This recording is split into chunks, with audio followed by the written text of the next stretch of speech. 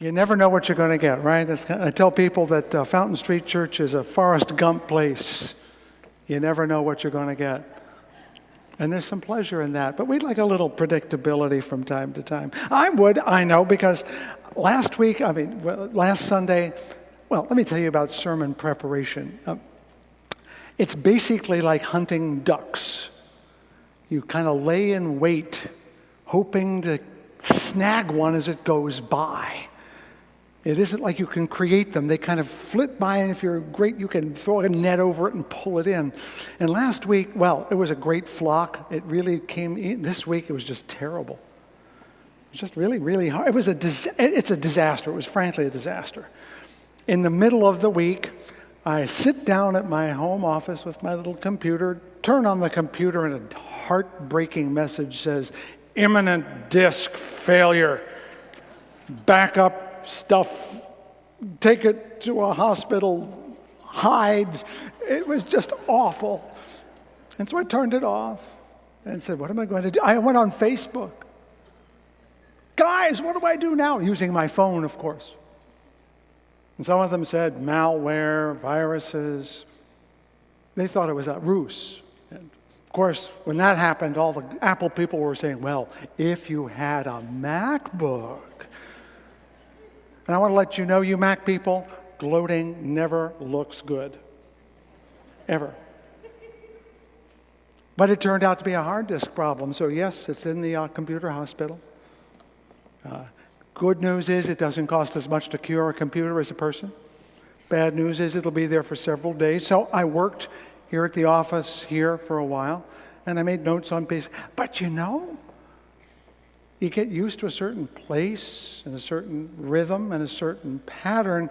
It's like my duck blind. I had to go find another place where the sermons flew by. And I couldn't find one. So it's really, last night, in fact, yesterday I was here in the office because that's where the computer worked, and I was working away. There was a wedding, so I could sneak in, and I carefully saved it to my Google Drive. If you don't know about Google Drive, you have some learning to do. It's online, so I didn't have to worry. I could use one. I could go home and use my wife's computer, which is not sick. And I got home and turned on my wife's computer, and it wasn't there.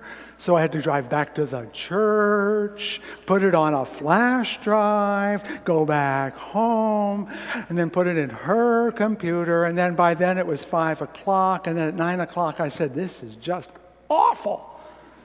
So I put it away, and this morning at 6:30, it still looked awful. And so here I am.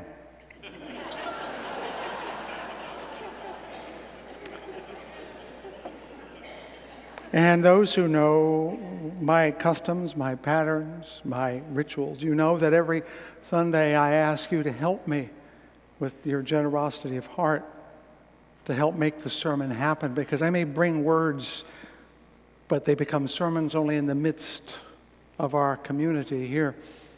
And I close always with beautiful words that come out of the Hebrew tradition. May the words of my mouth and the meditations of my heart be found true in thy sight, O thou art my rock and my redeemer. I need all the help I can get today. All of it, absolutely. This is the first Sunday I'm supposed to be at my best, and I'm not going to be. Let's start with the fact that it is a new year. For us, for the Jewish community, doesn't it feel more like a new year in the fall than in the winter? But it isn't officially. It's still the same year based on the calendar. We heard about it in the readings: blow a horn, call a solemn assembly. During the days between Rosh Hashanah and Yom Kippur, right where we are now, observant Jews will enact the words of the prophet Hosea, who said, or I think I have to make sure I get it right here. Look for the words of the prophet, I think it's Hosea, who said, you will cast your sins into the sea. It's a great image, and some of them literally do that. If they live near an ocean, they'll go down there and empty out the lint in their pockets as a symbolic gesture of cleaning house spiritually, because in Jewish communities, you prepare for the new year by literally making amends, by cleaning up your mess. We did this in the early worship service this morning, and I asked, anyone here on perfect terms with everyone in their lives? Raise your hand, and one little 8-year-old did, and we all congratulated him. And we all know that there's a parent, a sibling, a spouse, a friend, a coworker, a neighbor with whom we're not in the best of relationships. Well, in the Jewish tradition, you are exhorted to go and make amends. And the job there is to be generous on both sides. You go to someone, I might go over here to Jason and say, Jason, I have not been the best colleague to you. I haven't given you the guidance you needed. I have sometimes taken advantage of you, so I'm asking for your forgiveness so that we may start anew. And in the tradition, you are to honor that and say, you are forgiven. He's nodding, you'll notice. It's hard to do that, isn't it? It's very hard to ask forgiveness when you don't know what the outcome is going to be. That's what keeps us from doing it, because we might go to someone and ask forgiveness and have them say no. And the heartbreak would be even deeper, wouldn't it? Perhaps we need a way to make it official that we reconcile with each other. But you'll notice the point here is that the new year, it doesn't mean it's really new. We're starting afresh. We're not casting out the old. We're reconnecting to it. And I want to stop on this notion of going and coming, because all year long we venture away and make mistakes, then we come back. In fact, in the Jewish tradition, the whole season is called the days of return. Not going forward, but going back.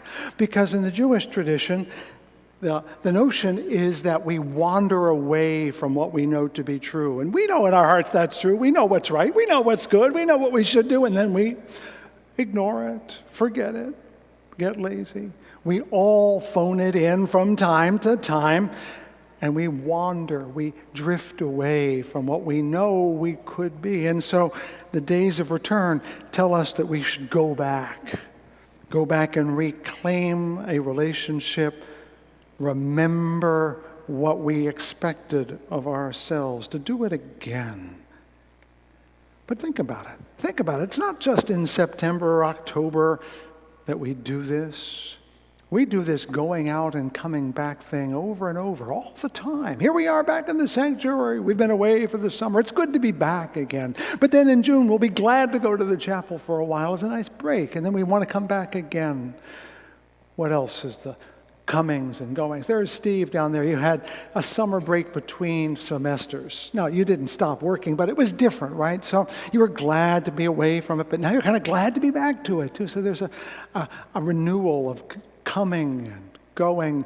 I asked anyone in our early worship who was going to school for the first time or a new school, and we had some hands raised. And how many of you remember your first days of school? Wow, scary. And then you remember when you graduated and suddenly you were sad to be leaving. And how many of you who have kids remember sending your kids off to school for the first time, what the lump in your throat felt like because they were going away from you for the first time and you couldn't be there at every moment. And you knew you didn't want to be there at every moment. But there are so many other rhythms of coming and going, we don't even notice them. We go to sleep every night, trusting we'll wake up and there's a whole new day. We go to work. And sometimes we go to work, we're excited to go to work, and then at 5 o'clock we're really glad to be going home. The give and the take, the forward and the back. These rhythms of coming and going are everywhere in our lives, and they don't just mark the time. They're not a clock. They are exactly what life is about. It's the substance of life itself. As I pondered this coming and going as a notion, I remembered a philosopher I had to read in seminary. You know, books you have to read, most of them you forget. You read them, write the paper, and then they're gone.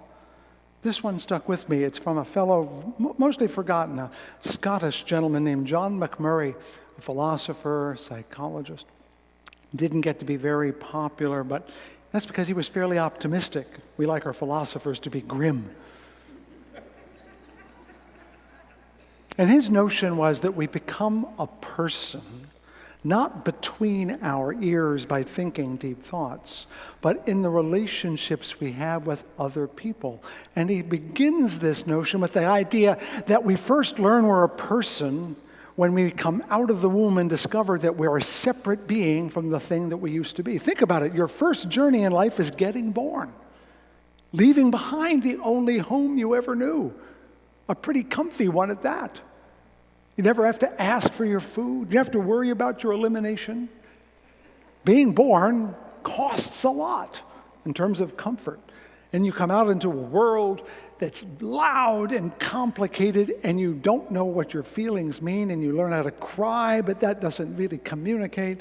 And so this back and forth relationship that we stumble on, the baby and the parents, they don't know what the other one's saying, and back, and so there's a conversation even without words.